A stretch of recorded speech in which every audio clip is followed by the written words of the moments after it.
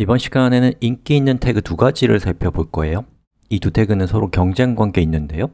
어떤 경쟁 관계에 있는가를 통해서 정보로서 웹이라는 관점에 대해서 생각해 보는 계기가 되었으면 좋겠습니다. 또 CSS라는 기술도 깜짝 출원을 할 겁니다. 우리 수업은 CSS를 배우는 수업은 아니지만 이 CSS를 지배하는 혁명적인 규칙을 여러분들이 접해볼 수 있는 기회가 될 겁니다. 자, 시작해보죠.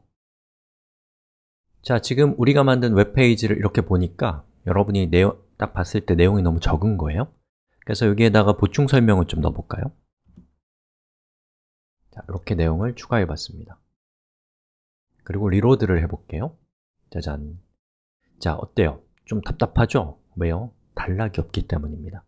우리가 추가한 내용을 보면은 여기 보시는 것처럼 이렇게 간격이 떨어져 있는데 우리는 코드에서 분명히 이렇게 줄바꿈을 했음에도 불구하고 웹페이지에서는 그것이 반영되고 있지 않습니다. 자, 그럼 여러분이 이제 뭘 해야겠어요? 줄바꿈을 하는 태그를 찾아봐야겠죠. 자, 추천 검색어 나갑니다. HTML new line 태그, 새로운 라인의 태그란 뜻이죠. 수업을 잠깐 멈춰놓고 여러분이 검색을 통해서 직접 결과를 찾아보시고 적용을 해보십시오. 해봤나요? 자, 그러면 저도 같이 해보겠습니다. 자, HTML에서 새로운 줄을 표현할 때는 br이라는 태그를 쓰면 됩니다. br. 그리고 이 줄바꿈은 어차피 의미가 없기 때문에 이렇게 없애버리셔도 결과는 같습니다. 리로드 해볼게요. 보시는 것처럼 한 줄이 떨어집니다. 하지만 단락이기 때문에 우리가 이걸 두 번 쓰면 단락처럼 느껴지겠죠. 만약에 세 번 쓰면 좀 더 여백이 강조된 단락을 표현할 수가 있을 겁니다. 자, 바로 bi 태그라는 걸 이용하시면 돼요. 상당히 자주 쓰는 태그입니다.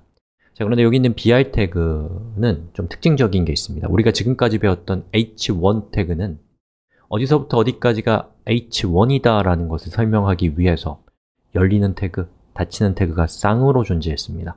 하지만 bi 태그는 단지 줄바꿈이라고 하는 시각적인 의미만을 가지고 있기 때문에 무언가를 감쌀 필요가 없어요. 그래서 닫지 않습니다. 자, 그런데 이 bi 태그 말고 HTML을 만든 사람들은 단락을 표현할 때 쓰라고 어떤 특정한 태그를 만들어 놨어요. 우리는 그렇다면 그 태그를 사용해야 됩니다. 검색 엔진을 키시고 추천 검색어 나갑니다. HTML 패러그래프 태그, 패러그래프는 단락이란 뜻입니다. 자, 이 정도 검색어로 여러분이 검색해 보시면 나오는 결과가 있을 건데 수업 멈춰놓고 여러분이 직접 해결해 보십시오. 자, 이런 훈련이 자꾸 돼야 됩니다. 자, 그러면 아마도 P라는 태그를 찾을 수가 있었을 거예요. 패러그래프의 첫 번째 글자입니다. 자, 그럼 여기 있는 bi 태그를 없애고 우리 단락을 나타내는 태그를 적용해 봅시다. 자, p 태그는 bi 태그와는 다르게 어디서부터 어디까지가 한 단락인지를 표현할 수 있기 때문에 보시는 것처럼 열리는 태그와 닫히는 태그가 존재합니다. 이렇게 해서 여기. 자, 이렇게 하면 우리는 두 개의 p 태그를 썼고 그리고 두 개의 단락을 나눈 겁니다. 리로드를 해보겠습니다. 하나, 둘, 셋, 짜잔. 결과는 같습니다. 하지만 사용하는 태그는 다르고 이 각각의 태그 중에 이 맥락에서는 어떤 태그가 더 좋은 태그냐면 p 태그를 쓰는 것이 더 좋은 결정입니다. 왜냐하면 p 태그는 이 웹페이지를 좀 더 정보로서 가치 있게 만들기 때문입니다. 왜요?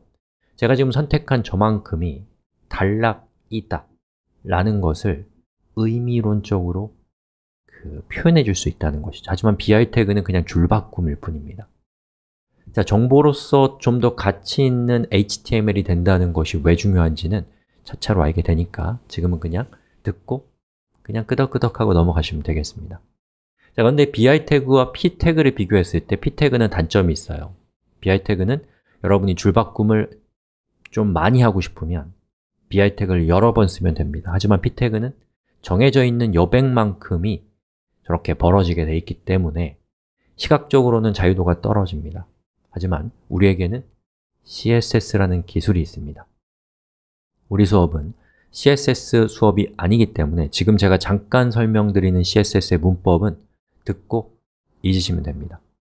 자, CSS에서 태그와 태그 사이에 어떤 여백을 나타내는 코드가 있어요. 그게 뭐냐면 여기 있는 두 번째 태그에다가 스타일이라고 씁니다. 스타일이라는 HTML의 속성을 써요. 그리고 저 속성의 값은 우리 CSS 배우지 않았지만 CSS라는 HTML과는 완전히 다른 컴퓨터 언어의 문법이 저기 들어오게 약속되어 있습니다. 이해 안 가도 괜찮아요?